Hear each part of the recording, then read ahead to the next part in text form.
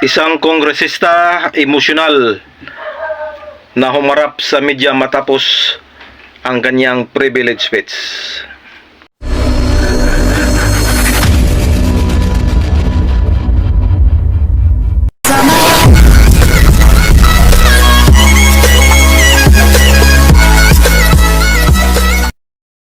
Hello, good morning mga kapobre. Isang mapagpalang araw ng Biyernes po sa ating lahat. Pizza size sa buwan ng Marso mga kapobre. Panibagong araw, panibagong biyaya, panibagong pag-asa, panibagong lakas, and of course, panibagong vlog mga kapobre. For today's vlog mga kapobre ay dugtungan natin yung vlog natin kahapon tungkol doon sa isang congressman na tahasang bumabatikos sa anomalya sa administrasyong Marcos ngayon. At ito po ay si Congressman Igay Erice ng Caloocan. So kahapon ay pinakita natin yung kanyang privilege speech matapos siyang masibak pagka Deputy Minority Leader ng Kongreso mga kapobre.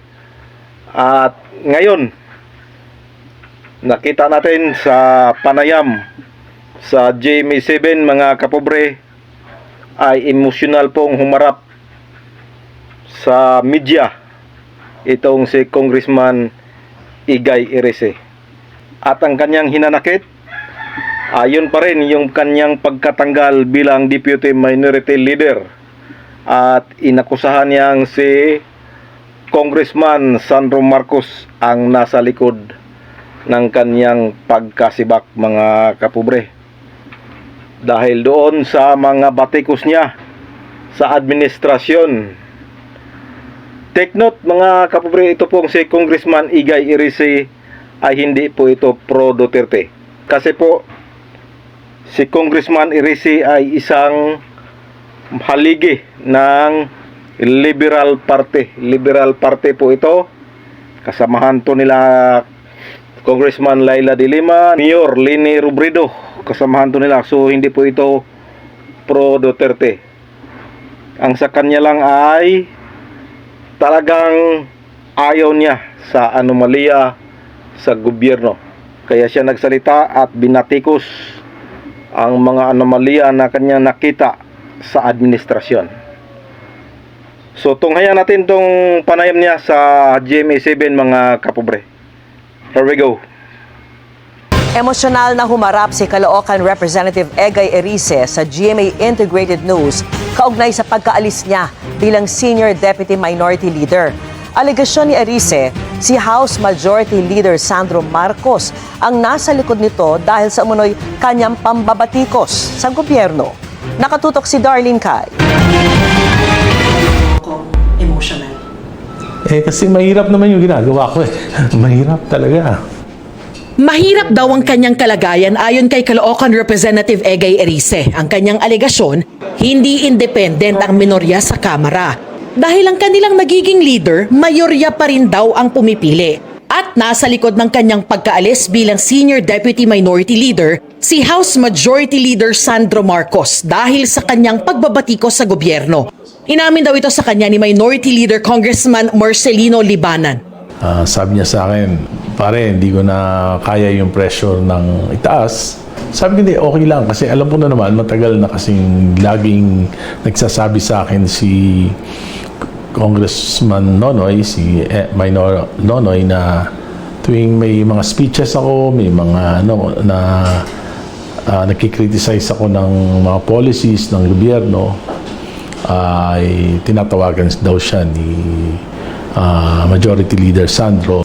Sabi ni Erice, minsan daw sinita siya ng anak ng Pangulo, si House Majority Leader Sandro Marcos, pagkatapos ng kanyang privilege speech na bumabati ko sa kanyang ama. Hindi pa ako tapos magsalita, sinundo na ako sa plenary ni Minority Leader Libanan. So pagkatapos magsalita, ayun, in-escortan niya na ako papunta sa office ni Congressman Sandro. Pagdating ko, nandun si Speaker Boji, di nakaupo. Sabi niya, ano yun? Sabi ko, yung speech ko para yung anti-political dynasty, matagal ko na yung advocacy, bata pa ako. Sabi ko, hindi yun. Binabanatan mo yung si Presidente. Sabi ko, hindi banat yun, tulong yun. Yung malalim mag-isip, tulong yun. Itinanggi ni Libana na may nag-pressure sa kanya para palitan si Erice. Sinabi ko kay distinguished colleague Erice that I think you see this coming. Ibig sabihin, tinangko ko na siya na baka magpalit na kami ng Senior Deputy Minority Leader. Ibig kong sabihin, nahihirapan na ako magampanan ng aking alter ego ang mga tungkulin dito sa plenar. Hindi po pinalitan ng ating Senior Deputy Minority Leader dahil may pressure sa taas. Ito po ay saganang trabaho ng minority bloc ng Kongreso. Pumalag din si House Deputy Speaker Janet Garin. Please spare us the majority. Papayag ba ang minorya na sabihing tila sunod-sunuran lang kayo? Ang sa akin lang, Mr. Speaker, let us put decorum in this House. Let us not accuse the majority of meddling. Do not drag us into the problem of your election of officers. Pero aligasyon ni Erice, ang House leadership ang nagbibigay ng basbas sa magiging mga opisyal kahit ng minorya. At alam niya yun. Hindi po posible. Tagal-tagal niya ng congressman. Ano yun? Hypocrisy yun kung hindi niya alam yung system. So kung ganyan yung sinasabi niyo, sir, na reality, what does it say about the House minority leadership, yung independence? Hindi independent talaga. Hindi independent talaga. Matigas lang ulo ko.